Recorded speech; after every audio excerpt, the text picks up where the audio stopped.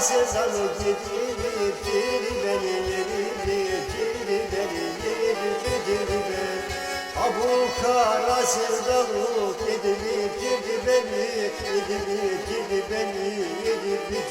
beni.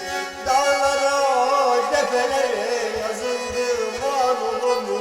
Yazıldım an olur mu? Yazıldım an olur mu?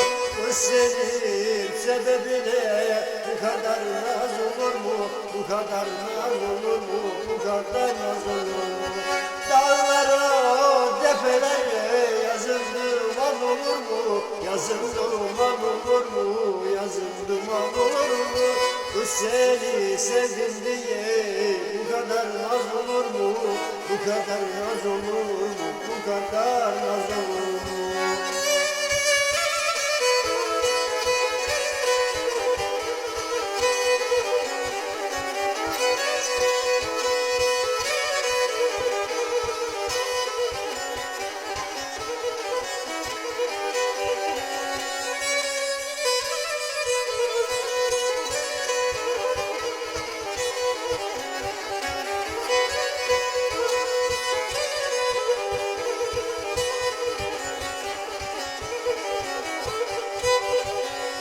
Anam ağlama beni, ben ölmedim, ben ölmedim.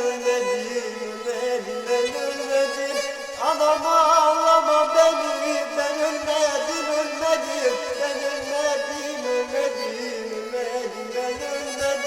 Ben ha bu sevdalıktan kavuşanı görmedim,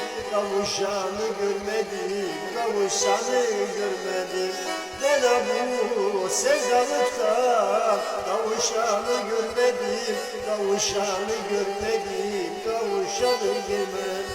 Ağustos aylarında dağda karlar olur mu? Dağda duman olur mu? Seni sevdim diye bu kadar naz olur mu? Bu kadar naz olur mu? Ağustos aylarında yolda çamur olur mu? Dağda karlar olur mu? Dağda çamur olur mu?